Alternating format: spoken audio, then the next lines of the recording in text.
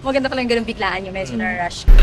Wow, lazy po eh. Magpa-ilnido na nga tayo.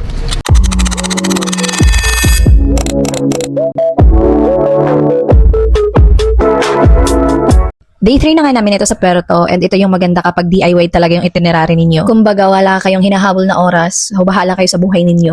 Kung anong schedule nyo today. Sa totoong buhay talaga, ngayong araw na to, hindi pa fix kung saan ba kami pupunta, saan ang gala namin, ganun. Wala kaming fixed itinerary ngayon ni Lloyd. Magbibigla ang plano na naman kami today. Pero napapag-usapan nga namin, since nandito na kami sa Palawan, bakit hindi kami gumala ng El Nido? Kasi meron naman talagang bumabiyahe rito from Puerto to El Nido na mga sasakyan. At tamang-tama, ready na rin naman yung breakfast, kaya lumabas na rin tayo dito. Kasi dito kami nagbe-breakfast lagi ni Lloyd sa labas. Ang breakfast ko ngayon daing, basta masarap yung daing na yan, nagustuhan nga siya ni Lloyd kaya nung sa susunod na araw, yan yung kukunin niyang breakfast. Tapos sa kanya, parang chicken longganisa yata yan. At dahil nga marami yung na-order naming pagkain nun sa Joel's, ayan, yan yung tinake out namin. Talaga namang fresh na fresh yung luto nila doon kasi tingnan nyo naman, diba, umaga na pero talagang hindi pa rin nasisira yung mga pagkain nila. So ayan, habang kumakain nga kami ni Lloyd dyan, finifix namin kung ano ba yung gagawin namin today, kung saan ba talaga kami gagala. Kasi yun nga, napag-usapan namin kung itutuloy namin ngayon papuntang El Nido para at least tomorrow yung schedule magdi-day tour kami para makabalik din kami ng May 2, tapos May 3 kasi ang flight back namin ng Manila. So para hindi masyadong pagod. And tada, o diba, nasa tricycle na kami, papunta na kami ng terminal. Medyo rush na nga kami dyan kasi medyo malayo rin yung terminal dun sa hotel namin. Tapos meron din kaming hinahabol na oras na paalis na bus kasi 11 AM daw yun, yung cherry bus. Dun kasi kami sasakay at yun yung na-search namin na medyo comfortable daw talagang sasakyan papunta ng El Nido. Tapos nakita nga namin dito sa terminal yung office ng cherry bus and tamang-tama 11 AM nga raw yung alis. Kaya naman dali-dali kami bumili ng ticket dito kasi mag-11 na. Ang goal kasi talaga namin, ang masakyan namin talagang bus, yung Lazy Boy nila kasi sobrang komportable daw talaga doon kapag doon kayo sasakay. Kasi yung kasunod na oras ng Lazy Boy nila parang 9:30 PM na, kaya ang tagal ng oras doon paghihintayin pa namin yun. Kayo na yung magre-register ng pangalan nyo dyan and kayo na rin yung mamimili ng seat ninyo. Tapos nawala rin sa isip ko, kapag nga pala yung mga nasa unahan na upuan, kadalasan reserve yun for PWD, senior citizens, or pregnant woman.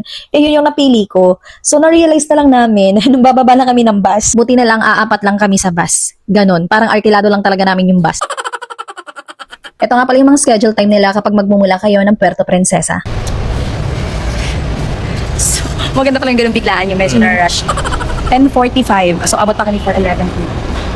O, diba? Mas maganda talaga kapag biglaan ang mga plano natutuloy. After namin makuha yung ticket namin, bumili muna kami dito ng donut kasi naisip namin ang haba ng biyahe talaga. Sabi nila mga 5 to 6 hours daw talaga papunta ng El Nido. Ito nga pala yung sasakyan namin na bus, cherry bus. Actually, nakita lang din namin to sa mga onlines namin kapag nag-search kami ng mga pwedeng sasakyan papunta ng El Nido. And marami talagang nagsasabi na maganda raw dito sa cherry bus. Sasabi ni Kuya, nasusunod lang daw naman yung mga seats dyan kapag marami talaga yung passengers. Pero pag kukonti, okay lang daw naman kahit saan umupo. Pero syempre, as mahihiluhin, kapag nasa bus, talagang gusto ko sa unahan uupo. Kaya ito talaga yung gusto naming masakyan sa mga biyahe nila kasi nga aircon and then meron na rin talaga silang CR dito. Yung space sakto lang naman and then para lang talaga siya sa pag-ihi guys, may nakalagay naman dyan. At ito rin ang maganda sa Lazy Boy na bus, komportable ang upuan ninyo as in pwede kayong matulog.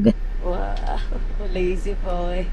At ang isa pa ring maganda rito, on time ang alis nila. Kung 11 AM talaga umaalis ng terminal. And talaga kahit lilima kaming passengers, umaalis yan. Kaya ang ending talaga parang arkilado ninyo yung buong bus. Sabi nga namin nila, hindi kaya sila nalulugi. For sure, hindi naman. Kaya hanggang ngayon meron silang biyahe. At dahil mahaba-haba nga ang biyahe natin ngayon, kaya naman, inaantok na din ang babaeng ito. Pero ayoko talaga matulog kasi gusto ko talaga makita kung saan-saan ba dumadaan, papuntang El Nido, ano yung itsura ng daan nila, mga ganun. Tapos nagtataka ako kasi pag may mga pumapara, hindi talaga tinitigil ni Kuya as in dire-diretso lang yung biyahe namin. Ayun yung magpasakay. Tapos malaman-laman namin hindi pala talaga sila pwedeng tumigil or magpasakay kapag may mga sasakay na pasaherong iba. Kasi kung ilan lang talaga yung sakay na passengers from terminal, yun lang talaga. As in, hindi talaga sila nagpapasakay ng iba. 'Di ba? VIP ang atake. Ganon kapag sa Lazy Boy kayo sumakay. Tapos sigurado talaga kayong safe ang takbo ng travel niyo pa El Nido kasi meron lang talaga silang limit ng bilis ng drive. So bawal lumagpas at magpaharurot ang driver. 'Di ba ganun kaganda kapag cherry bus na Lazy Boy yung nasakyan ninyo? Yun nga lang medyo mas mahal yung ticket syempre nito compare sa mga regular bus.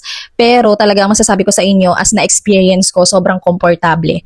Ang mahirap din kasi kapag van, yun nga sabi nila medyo sikipan daw. So mahirap gumalaw. Dito talaga sabi ko nga sa inyo, feel at home ka. Ganon. Kahit nakataas ang paa mo or anong higa mo dyan, laban. So ganito yung mga makikita nyo during travel papunta ng El Nido. Merong mga dagat, medyo makikita mo na yung mga dagat dyan, kaya medyo na-excite na talaga ako. Kala mo naman, ngayon lang makakakita ng dagat, taga-isla ka Hindi kasi syempre iba yung dagat ng Palawan, sa dagat ng Pulilio Island. Tapos feeling ko talaga nasa Jeju Island ako habang nagtitingin-tingin ako ng mga emote na nadadaanan namin. Kasi, ewan ko ha, nagtataka ako, ganito ba kainit dito masyado? Kasi yung mga puno talaga nila, parang sobrang nadadry yung mga dahon. Tingnan nyo naman, kung mapapansin nyo, iba na yung kulay nila. As in, parang nasunog na dry ng super. Ganun na ata dito kainit.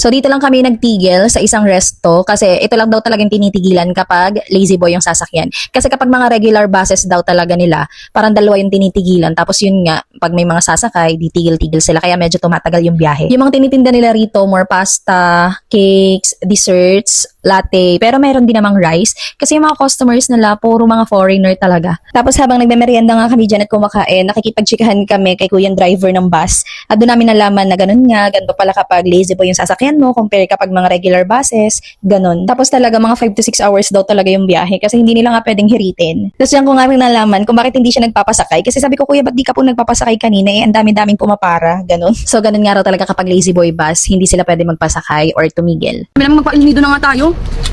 Biglaan to kuya, itong El Nido namin. Kuya, hindi naman kayo nalulugi pag ganyan, ano? Or bawi na, nakakabawi naman sa ibang ano? Sa sunod na, ano, Apa. sa ibang bus ganyan. Nakakabawi ng bus. Kasi kuya, parang kahit sa, nag-search kasi kami kahit sa TikTok sa ano. Parang kasi yung iba hindi pa po yata alam, mahilig lang sa van, ganyan. Yung, ano kasi yung iba, natatakot na rin sa bawal kasi ang daming discussion sa bawal. Mabilis pa si kuya. Diyan ako please. Thank you po. Thank you po. Thank you. Hindi ko sure kung nasa 15 minutes yung tigil din namin dito. And then after nyan, syempre babalik na kami and diretso ulit travel. From here, parang mga 2 hours pa raw bago makarating ng El Nido.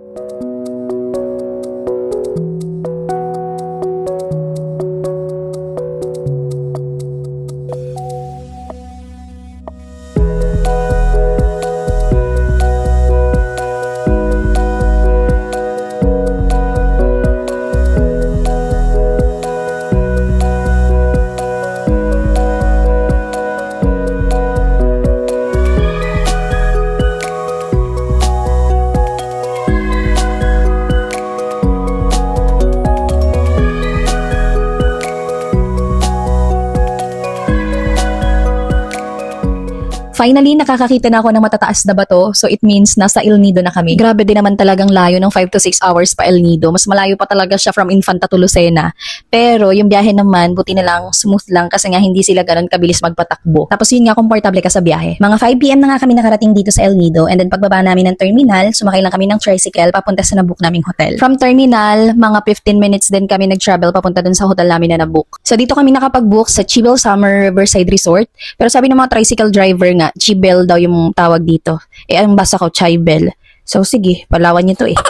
Charot lang. Siyempre, Chibel na kung Chibel. Bale, nabook nga pala ulit namin to sa Agoda. So, 2 nights din kami rito magi-stay kasi nga, tomorrow ang schedule ng later namin. So pagdating nga namin dito, nagpunta lang kami dito sa reception for check-in. Meron lang din kami dito ang ilang final-outan habang prepare yung room namin. Hinatid na rin kami sa room namin dyan and okay yung facilities nila dito. Marami rin silang available rooms dito and ang maganda rin dito, meron din silang pool kung gusto nyong maglangoy. Thank you po.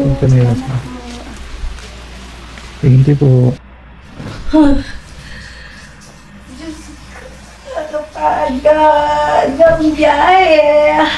At dahil nga 6 PM na rin kami nakarating dito, so lalabas muna kami ni Lloyd para bumili ng mga kakailanganin namin bukas para sa day tour. And syempre tuloy maghahanap na rin kami ng makakainan for dinner. Buti na lang din talaga ang maganda rito sa na-check-in na namin, meron na talaga silang pinaparentahang mga motor dito. So hindi na rin mahirap paggala or kung may pupuntahan kayo.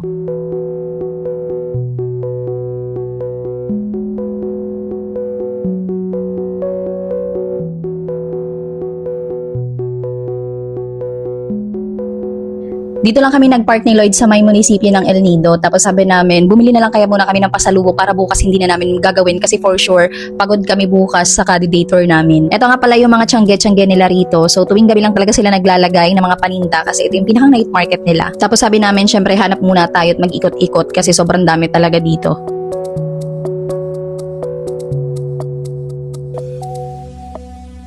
Tapos nagtingin na nga rin kami dyan ng mga gagamitin namin para sa day tour.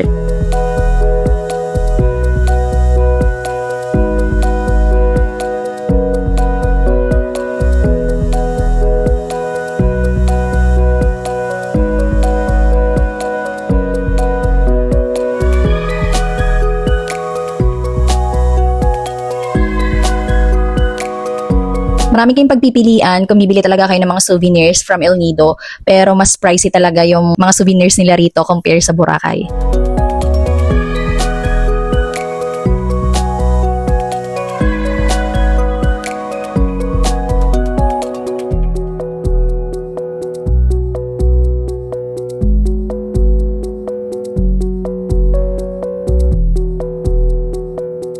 Tas ito na nga, dahil nga nalibang kami pagtitingin ng mga souvenirs, hindi namin namalaya na nasa 9 PM na. And ito pala yung struggle dito sa El Nido. Ang hirap ng makahanap ng makakainan kapag gantong oras. Kasi karamihan ng open na lang dito mga bars. Tapos karamihan mo na talaga makikita rito mga foreigners kasi sila talaga may hilig mag-bars, ganyan. As in, ang hilig nila sa night out. Parang 30% na lang talaga mga Pinoy yung makikita mo rito and yung 70% mga foreigners na yon. Pero in fairness talaga, ang sarap ng mga kainan sa Palawan. As in, ang sarap nilang magluto. Basta lahat ng nakainan namin dito ni Lloyd, wala talagang negative na luto para sa amin. So, ganito nga pala ang nightlife sa El Nido.